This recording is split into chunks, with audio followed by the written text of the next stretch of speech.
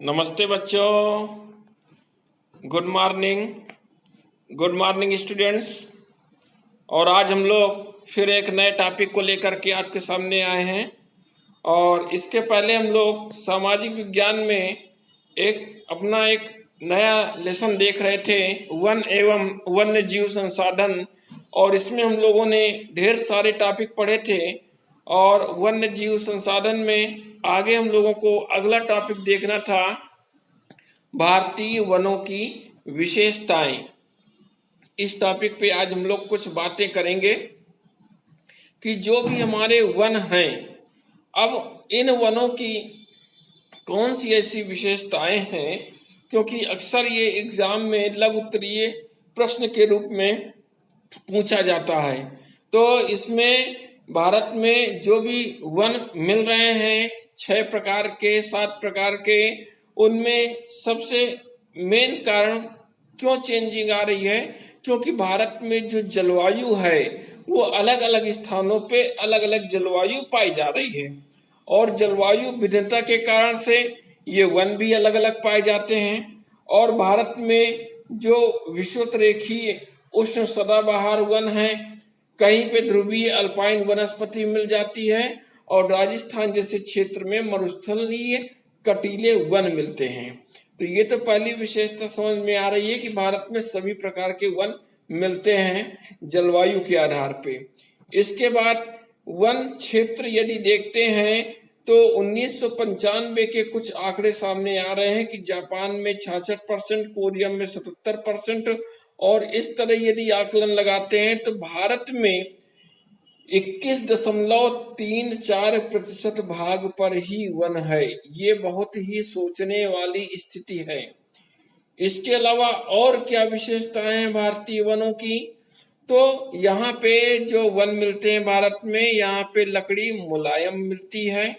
और जो हिमालय के ऊंचे क्षेत्रों पे कुछ वन मिलते हैं, वहां की लकड़ियों का आर्थिक महत्व बढ़ जाता है। खास करके फर्नीचर बनाने में, मकान बनाने के लिए ये वहां की लकड़ी ज्यादा उपयोगी है। और भारत में मैक्सिमम मानसूनी वन ज्यादा पाए जाते हैं। और शुरुआत में ये वन क्या होते हैं कि गर्मियों के समय में अपनी पत्तियां गिरा देते हैं, और इनको हम पतझड़ वन के नाम से भी जानते हैं। इसके अलावा भारत में अनेक प्रकार के वनों में कुछ ऐसे वन क्षेत्र मिल रहे हैं जो बहुत ही सघन होते हैं, और इनका उपयोग पूरी तरह से नहीं हो पाता। कुछ वृक्षों की लकड़ियां इतनी कठोर होती है कि उनको काटा भी नहीं जा सकता। तो ये कुछ 4-5 पॉइंट ऐसे हैं भारतीय वनों की विशेषताओं के, इनको आप आराम से लिख सकते हैं। इसके बाद दूसरा टॉपिक मिल रहा है हमको, भारतीय वनों में ह्रास के कारण और प्रभाव। जो भारतीय वन हमारे यहाँ वन पाए जाते हैं हमारे देश में, ये धीरे धीरे खत्म क्यों हो रहे हैं, समाप्त क्यों हो रहे हैं, क्या कारण है, और इसका हम लोगों पर क्या प्रभाव पड़ेगा। तो तेजी से भारत में वनों को काटा जा रहा है, वनों का ह्रास हो रहा है। प्रति वर्ष लगभग 13 लाख हेक्टेयर भूमि वन से नष्ट हो रही है, वन वहां के खत्म हो रहे हैं, और मध्य प्रदेश इसमें सबसे आगे है।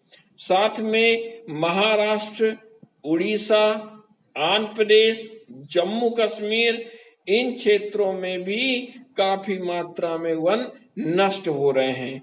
तो अब इन वनों के ह्रास के कारण क्या हैं, उन कारणों में प्रमुख कारण हमारे सामने आ रहे हैं कि वनों को साफ करके वहां कृषि के लिए भूमि को इस्तेमाल कर लिया जाता है। ये पहला कारण है वनों की कमी के। दूसरा क्या कारण है कि वन क्षेत्रों में ही पशुओं को चराया जाता है, इससे भी वनों का ह्रास हुआ।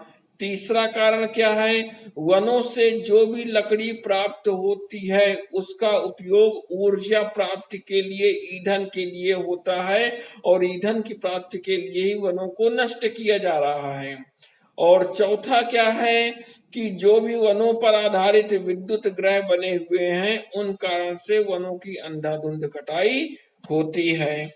4 कारण सामने आए इसके बाद पांचवा कारण भी हमारे सामने आ रहा है कि जब बांधों का निर्माण किया जाता है तो काफी बड़े क्षेत्र में बांध बनते हैं, इससे भी वहां के वन क्षेत्र को हटाया जाता है, जमीन साफ की जाती है। छठवें कारण में वनों को काटकर यातायात के लिए सड़क मार्ग बिछाए जाते हैं, रेल मार्ग बिछाए जाते हैं, इससे वन नष्ट हो रहे हैं। सातवें कारण में एक ही स्थान की उर्वरा शक्ति जब कम हो जाती है तो किसान लोग क्या करते हैं, जनजातियां क्या करती हैं, दूसरे स्थान पे खेती करना प्रारंभ कर देते हैं, जिससे वनों को नुकसान पहुंचता है। और नेक्स्ट कारण मिल रहा है कि जब प्राकृतिक आपदाएं आ जाती हैं, आंधी आई, तूफान आ गया, वनों में आग लग गई, उससे भी हमारे वन नष्ट होते जाते हैं। तो इस तरह कुछ वनों के कुछ यहाँ पे हम लोगों को दिखा कि कितने प्रकार से वनों का ह्रास हो रहा है। साथ में लोगों के अंदर जागरूकता का भी अभाव कम है। यदि लोगों को जानकारी दी जाए, वनों से लाभ बताए जाए, तो वो वनों को नुकसान नहीं पहुंचाएंगे। इसके बाद वनों के ह्रास के प्रभाव, जब वन तेजी से नष्ट हो रहे हैं, काटे जा रहे हैं, तो इनका हमारे स्वास्थ्य पर, हमारे मानव जीवन पर, हमारे पर्यावरण पर क्या प्रभाव पड़ेगा। तो अंधाधुंध कटाई के कारण क्या होगा, वायु प्रदूषण तेजी से वृद्धि हो रही है।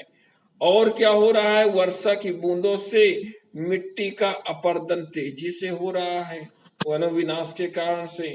ठीक है। और क्या हो सकता है, वनों के कटने से पृथ्वी के जल सोखने की क्षमता भी कम हो गई, जिससे क्या खतरा उत्पन्न हो गया, बाढ़ के प्रकोप का खतरा उत्पन्न हो रहा है।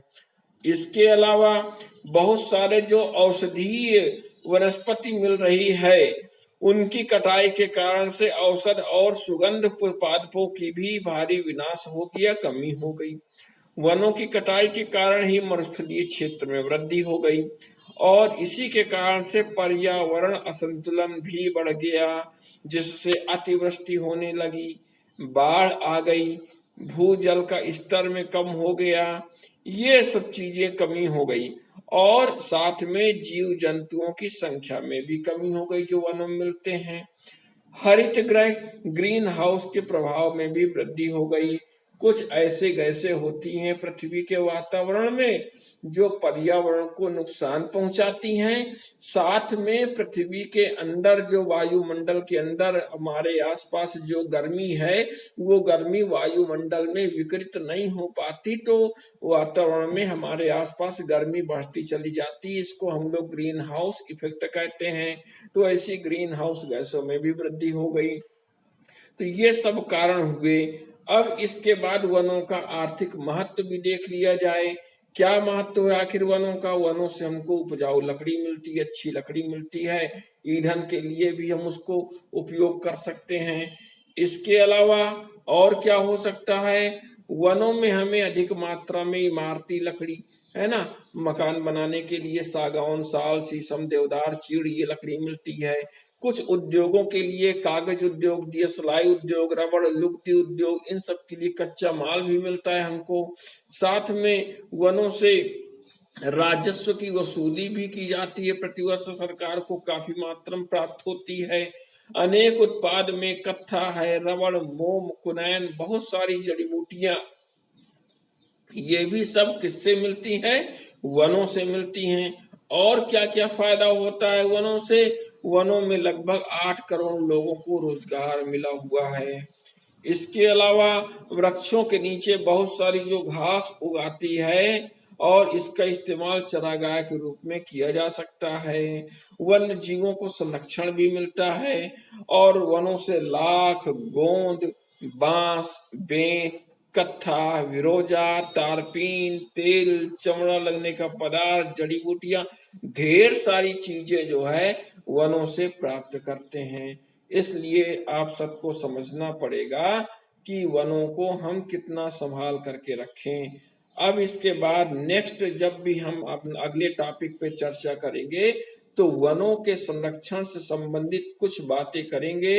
आप लोग इसके नोट्स बना लीजिएगा सावधानी पूर्वक, संभाल करके, और फिर इनको चेक करा लीजिएगा। बोर्ड एग्जाम की आप लोग तैयारी करते रहिए पूरी तरह से, और इसी तरह आपकी पढ़ाई होगी। जहां भी आपको कोई प्रॉब्लम हो आप उसको पूछ सकते हैं। अगले टॉपिक में मिलते हैं, तब तक के लिए